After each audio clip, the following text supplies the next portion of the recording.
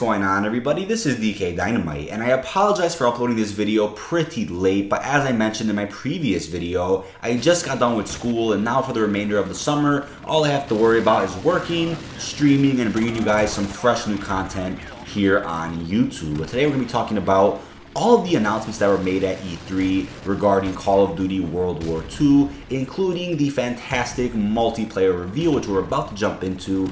But about a week ago, I uploaded a news roundup regarding all the information that was revealed about World War II prior to E3, which was also very, very important. But let's jump right into the multiplayer reveal. Here we go. The trailer was absolutely stunning, brought us some core Call of Duty gameplay. The graphics look just wonderful, and it's only an early build, of course, of World War II at the moment. We saw the bayonet charge being used, which is just a brand new feature for Call of Duty altogether, reminding me of Gears of War, of course. We also saw a flamethrower, the sounds of the weapons, the variety of the old school weapons, you know, just the grenades being tossed, the dynamic features of each of the multiplayer maps just looked beautiful and reminds me of core Call of Duty gameplay that we saw in Modern Warfare 1 and Call of Duty World at War. Those are probably the closest games to Sledgehammer's upcoming release of World War II, in my opinion, of course. But as I was saying before, people were judging World War II multiplayer before it even got revealed. People were talking about how it's a copy and paste of Battlefield 1, so on and so forth. But think about this. Both games got into development at around the same time. Both games have different visions, both games have different goals, and both games are managed by different publishers. And as the Activision CEO said back in his conference call in December, they're bringing Call of Duty back to its roots for a reason. Infinite Warfare just didn't resonate with the players, and that's obvious. It didn't resonate with me, even though Black Ops 3 resonated with me. It's just the way that developers handle their game can really change a gamer's opinion, and that's just a fact with any game out there. So the fact that Infinite Warfare didn't resonate obviously tells you that it's the space setting, it's the weapons, it's the feel and flow of the multiplayer gameplay. So with that being said, Sledgehammer Games was already working on World War II, but I feel like it was almost in their favor that we didn't like Infinite Warfare, so that we get a breath of fresh air when World War II releases this November. But although everybody is excited about World War II multiplayer, people are still wondering what's going on with the multiplayer beta. Is it going to be similar to Infinite Warfare's trashy-ass beta last year, which happened in October, way too close to the actual release of the game? The answer is no. It'll be a lot similar to the beta that we had for Black Ops 3 multiplayer, which of course took place in August. So yes, during the Sony PlayStation conference, Activision announced the World War II private beta beginning on August 25th, first and only on the PlayStation 4. So here's the full beta schedule, which of course has been revealed. Beta Weekend 1 is PS4 only, starting on August 25th, 10 a.m. PT, ending on August 28th at 10 a.m. PT. And this is very surprising to me, but Beta Weekend 2 is for both the PlayStation 4 and the Xbox One. So people consider this unfair, but PS4 gets 2 weekends of World War II multiplayer, starting on September 1st at 10 a.m., ending September 4th at 10 a.m. Activision also stated that PC will in fact get the World War II beta, with details to be announced at a later date. So again, I don't remember too well, but I'm pretty sure within Black Ops 3, the beta was for PS4 one weekend and then Xbox One the following weekend. I believe PC didn't get it, correct me if I'm wrong. But for Infinite Warfare, I think it was the same deal. PS4 one weekend, Xbox One the next, no PC. But it seems like Sledgehammer is taking a different approach with their beta, giving PS4 players 2 weekends, Xbox One and PC 1. So we'll just have to wait and see when more details are announced to understand how PC will be getting their hands on the World War II beta. But score streaks were indeed confirmed for World War II, and planes, as we saw in the reveal trailer, are indeed one of them.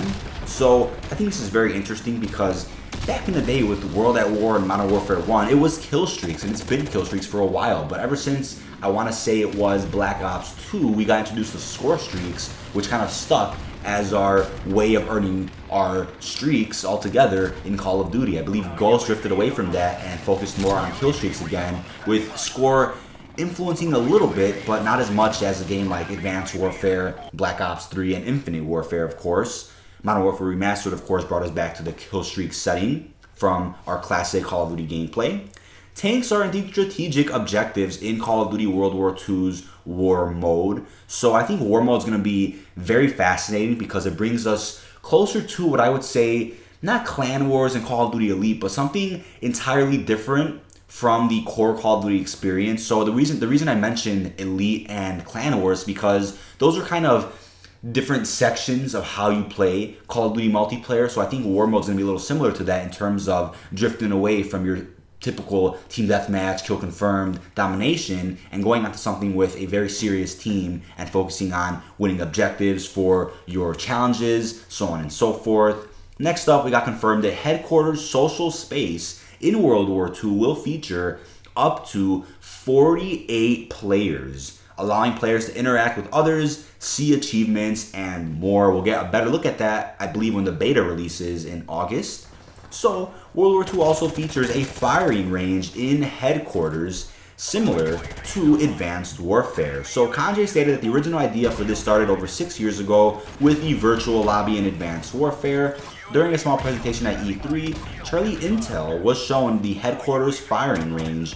The coolest feature of it is that in the firing range, you'll be able to see all other players currently in Headquarters also shooting within the firing range. Kanji also confirmed it will be a part of the multiplayer beta, which is very, very exciting. So I'll leave a link in the description to some trailers about the Expeditionary Division, the Infantry Division, the Airborne Division, the Armored and Mountain Divisions, along with a preview of a couple of multiplayer maps, along with a trailer focusing specifically on War Mode. So again, Sledgehammer put a lot of goddamn time into this game, and they made it clear to us before they even revealed multiplayer altogether. They talked about how deep they went into research with, developing the foundation of the campaign, focusing on exactly what happened, when, where, how, why, who was involved.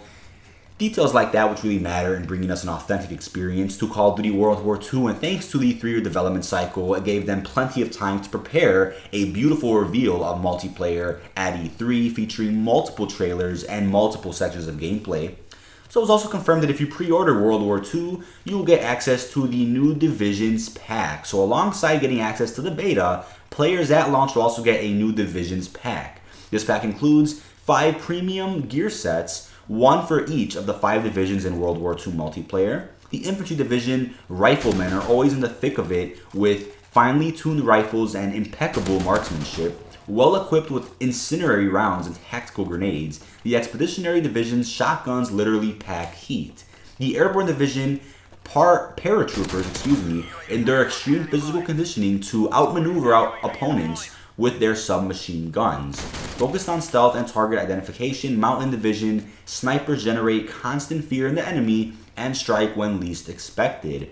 Armored Division soldiers are the best supplied in battle and hold down positions with their explosives and light machine guns. So Sledgehammer Games did confirm that World War II will feature character customization. So right when they announced that, people immediately started hopping onto this hate bandwagon, talking about how supply drops have already ruined World War II, etc. And here's how I look at it.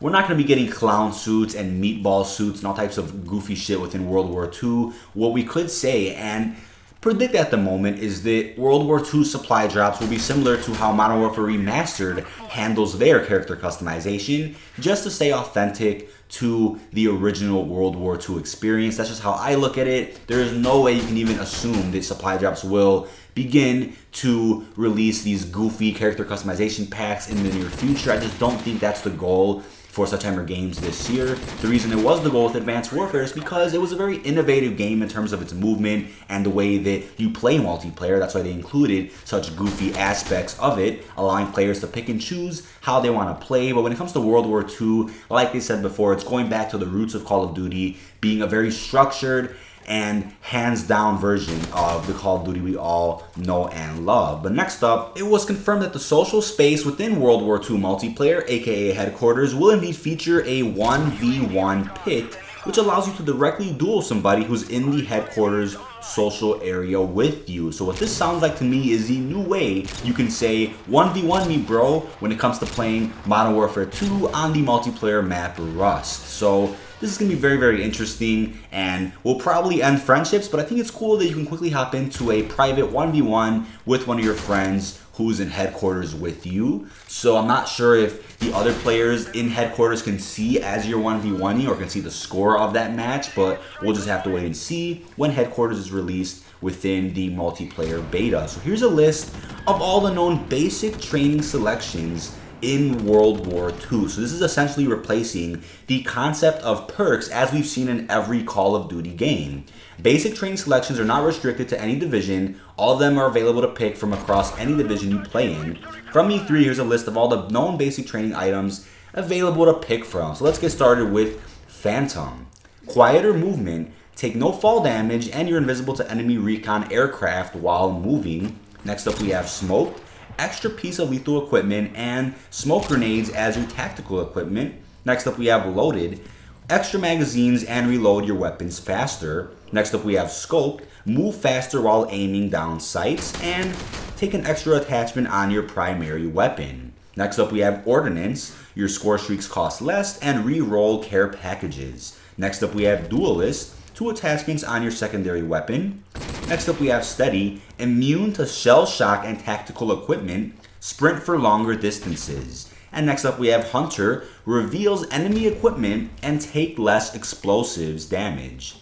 Next up we have Undercover, kill without revealing enemy death locations, and no name or reticule color change when targeted. And finally, we have Forage, swap your weapon faster, throw equipment faster, and resupply ammo and equipment from dead enemies. So these sound pretty cool, but are obviously very similar to the perks we've already seen within previous Call of Duty games. They just gave it a reskin, a rename, you name it. So it's gonna be pretty cool to see how this really comes into play when you're on a match of World War II multiplayer.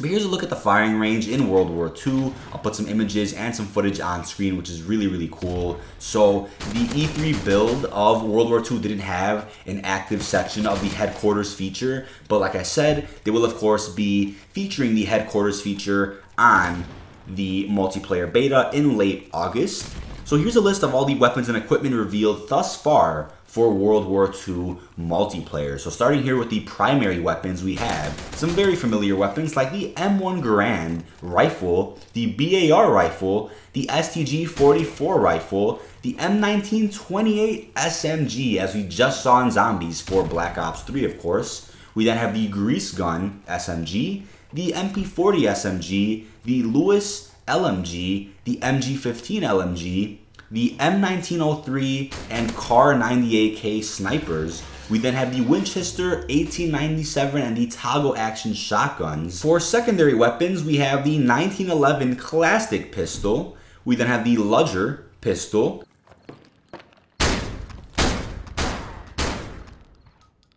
the US shovel for melee, the M1 bazooka rocket launcher, the Panzerschreck rocket launcher, the M712 pistol, and the Ice Pick melee weapon. For equipment, we have the Mark II fragmentation frag grenade, the M18 smoke grenade, the N74 ST sticky bomb, the Taboon gas grenade, poisonous gas, the Bouncing Betty of course, and the British N69 concussion grenade. The final game will most definitely have more than was revealed at E3, of course, and we can already assume the supply drops in the future, or whatever they want to call them, within World War II will, of course, feature melee weapons, possibly new weapons, and hopefully a disinclusion of variants, as we just saw within Advanced Warfare and Infinite Warfare. I just hate the idea of variants, and I talked about this before. Variants are cancer, in my opinion, to the core Call of Duty experience, but that's a topic for a whole different video. Next up, World War II will not be available on the Nintendo Switch. So, recently there were rumors that Activision was allowing players to link their Nintendo account on Call of Duty's website, with some additional rumors regarding Beanox's recent tweaks. However, Activision stated to Daily Star that World War II would not be available on the Switch, and the last Call of Duty title, which was available on the Nintendo platform known as the Wii U, was indeed Call of Duty Ghost. Currently, the only Activision title on Nintendo Switch is Skylanders Imaginators. So, in my opinion, I believe Nintendo sparks up discussion that I can really start in a different video, but in order to keep the Nintendo Switch as a successful platform, it needs to have third-party support. That's something the Wii U failed miserably at, which eventually led the system to fail. The Nintendo Switch is obviously much more popular than the Wii U, but they haven't really added many third-party games to that platform. I think Call of Duty would be a great game to include on the Switch due to the functionality of the system itself, taking it on the go, having a really authentic Call of Duty experience using the motion controllers and even the nice screen that it comes with. Next up, this is something that I saw a lot of people talking about on Twitter. So it's the idea that Sledgehammer Games is working to bring a thematically appropriate version of Uplink to World War II style of play. So we all know that Sledgehammer Games first introduced the game mode Uplink back when Advanced Warfare released. And with that being said, Sledgehammer Games said this: "We haven't announced all the modes we're bringing to the game. We introduced Uplink in Advanced Warfare and we have a lot of heart for that. So we're looking to make that thematically appropriate for World War II. It's something we're still working on. There will be a much broader suite of modes." The Uplink that we brought life to in Advanced Warfare was about fast movement and boost jump, and clearly we don't have that in World War II. So we have a lot of heart for the mode. We want to make it feel like it has a place in World War II. More announcements to come on that, but you can tell your readers and fans that we have a lot of heart to figure that out. So this is of course very, very interesting because, as he said himself, Uplink is specifically designed for this advanced, chain-based, futuristic movement system, which of course is not featured in World War II. So in terms of what ideas I have for bringing Uplink to World War II, I could say it could be something as simple as picking up a baton, bringing it to a different objective, or something similar to Capture the Flag, which is a two-sided game mode allowing you to pick up something, bring it to a goal, and then that swapping locations the next round for the other team. So it'll be something pretty cool. We can bet that they'll bring a very specifically exclusive version of Uplink to World War II. So Sledgehammer Games recently commented on the usage of swastikas and female soldiers in World War II as well. So without reading too much, all I'll say is that people talk a lot of shit about the idea of swastikas not returning in Zombies Chronicles for Black Ops 3 for maps like Kingdom of Toten and Moon, which featured the original swastika back when those maps came out in Black Ops 1, 2010 of course. And in my opinion, swastikas don't change gameplay. You can say, oh, well, it's not authentic to the original experience, not authentic to the history that was featured for this game, so on and so forth. Why do games like Wolfenstein have these swastika? Why is this? Why is that? Here's what I'll say. Who gives a shit? The game will still be played the same, and possibly there were issues behind closed doors between Activision and whatever part of Germany they have to coincide with, making contracts and agreements that it's okay to use a swastika. Call of Duty just didn't get that privilege, but it was confirmed that swastikas will be used in the campaign of World War II, but will not be used in multiplayer or the Nazi Zombies game mode. So again, it's really not a big deal. Like I said, we saw that Black Ops 3 couldn't use them, so I really wasn't surprised that World War II would also have issues using them, even though people say, well, how is it an authentic World War II experience without the swastika? Well, guess what? You can still use the Iron Cross, which Nazis did in fact use back in the World War II era. We saw that being used on Kingdom of Toten, Moon, Gorod Krovi, many zombie maps that had this Nazi feel to them. We all know that. So again, I really don't care. It doesn't change anything about the gameplay, but again, Activision has done what they could, at least in my eyes, to bring us an authentic Call of Duty experience that Sledgehammer Games can develop, Treyarch can develop, and Infinity Ward can develop. Other publishers is a whole different story for a whole different video. They have different access to different things, different contracts, and different agreements. And again, you have to understand the sensitivity levels that people in Germany may feel when it comes to saying, oh, well, my ancestor used to be a Nazi, or my ancestor was a Jew, there was a Holocaust concentration camp, whatever. Everybody knows how sensitive this topic is, but people still complain about it with no feelings whatsoever, which to me is disgusting and just shows how toxic the Call of Duty community can be at specific times. So, other than that, we also have the topic of bringing female soldiers into World War II. So we all know that in the campaign there's going to be a French female soldier which players will interact with in the campaign. Beyond just playing as Private Red Daniels in the campaign, players will get to play as Rosia. I believe I said that completely wrong, but it's a female French resistance leader. You will meet up with the French resistance and play as a strong female French leader, and that's very important. That happened in the conflict, and we know that. So again, As I also said, if you're a female, you want to play as a female, if you want to be in any one of the multinational cast of characters to represent who you are, to look up to and respect as your avatar, we want to give you that opportunity. So without even reading any more, it's again disgusting that people complained about having female soldiers in World War II. No, there weren't females on the American side of things, but there were females involved in World War II on the French or the Russian side of things when it comes to World War II. So I once again am at a loss for words when it comes to explaining the toxic levels the Call of Duty community sometimes gives off when it comes to their precious gameplay. To me, it doesn't matter.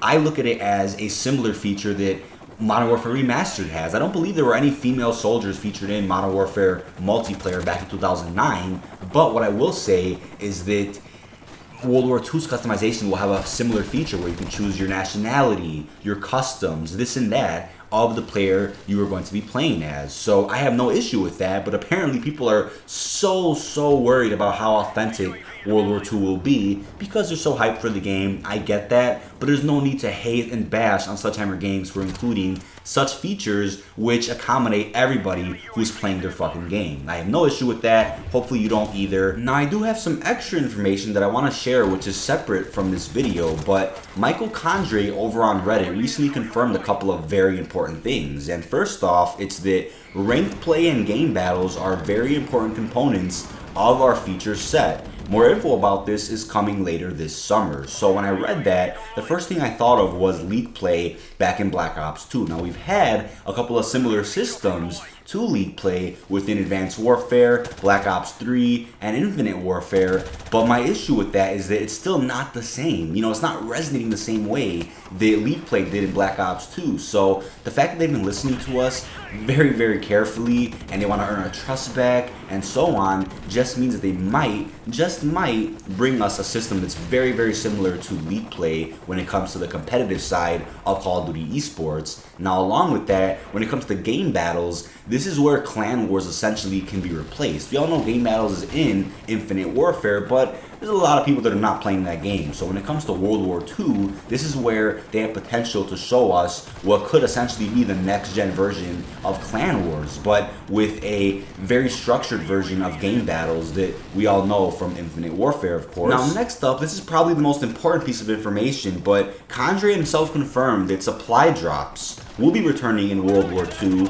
but will only feature cosmetic items at launch. So his official statement is this: yes, all weapon variants and gear variants in World War II supply drops are cosmetic only. So there are no stat-based variants in play. We're also offering players collections and collection bounties, giving a direct path for our community to earn items through all modes of multiplayer and headquarters play. So when I read that, I'm like, okay, what this sounds like is a system similar to Modern Warfare Remastered, which to me is great because, as I said before, I love Black Ops 3, but when it comes to the supply drop system, I'm more of a fan of the system that was in Modern Warfare Remastered due to the ability to craft your items by collecting salvage versus burning duplicates for more keys. I like that a lot better since you have a better chance of getting what you want. And an example of that is when I purchased the Variety Map Pack for Modern Warfare, it gave me 10 free supply drops, of course. When I opened all 10, it gave me so much fucking salvage to the point where I was able to craft the ACR and I believe the MAC-10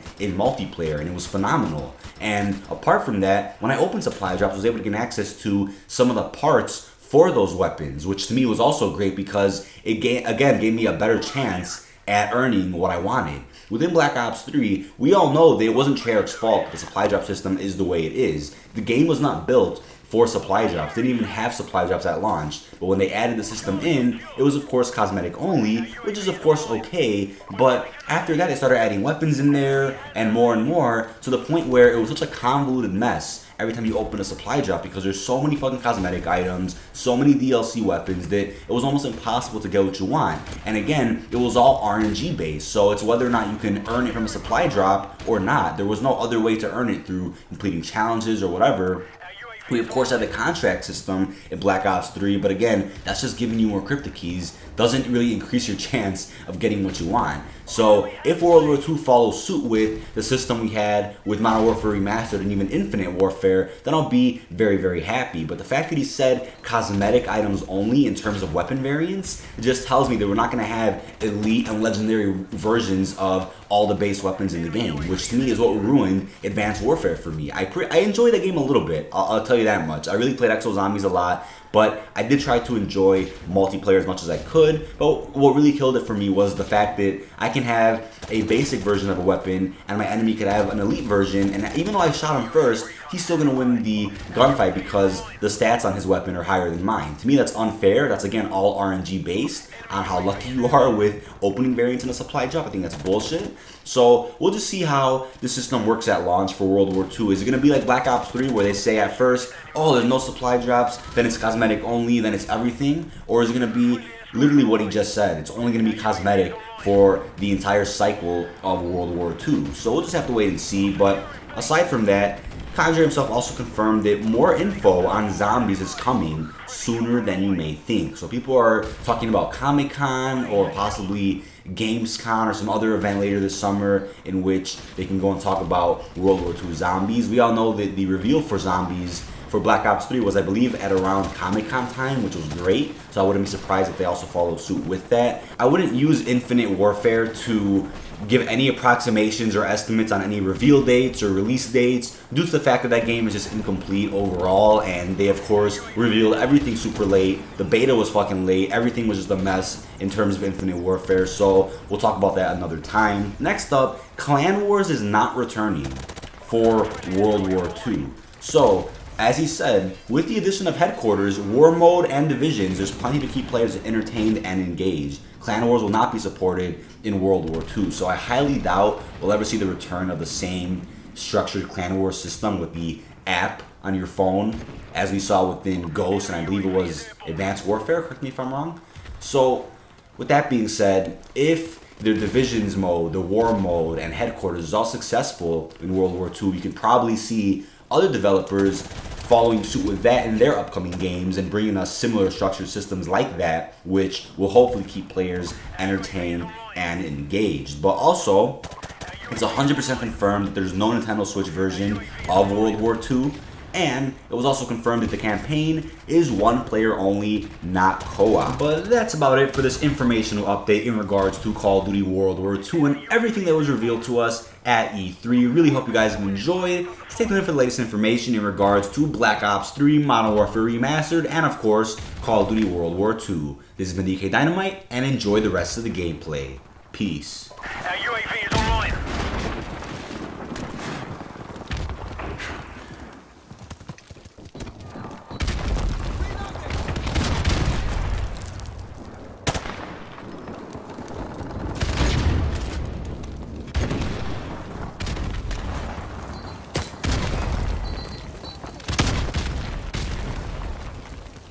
Enemy UAV is airborne.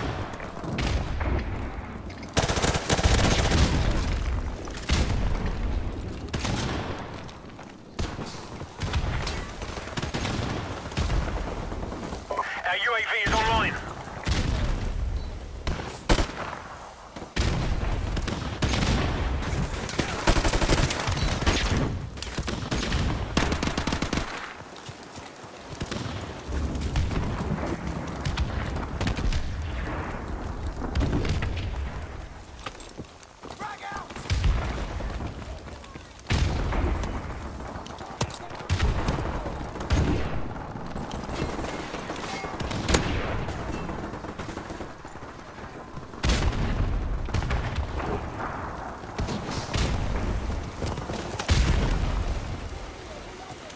Our UAV is online.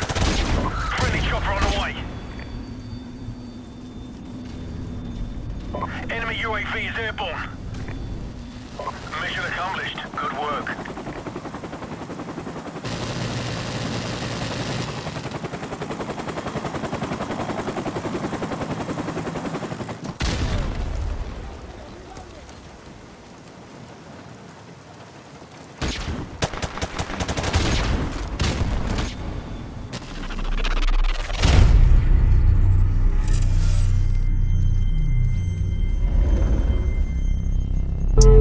Bye.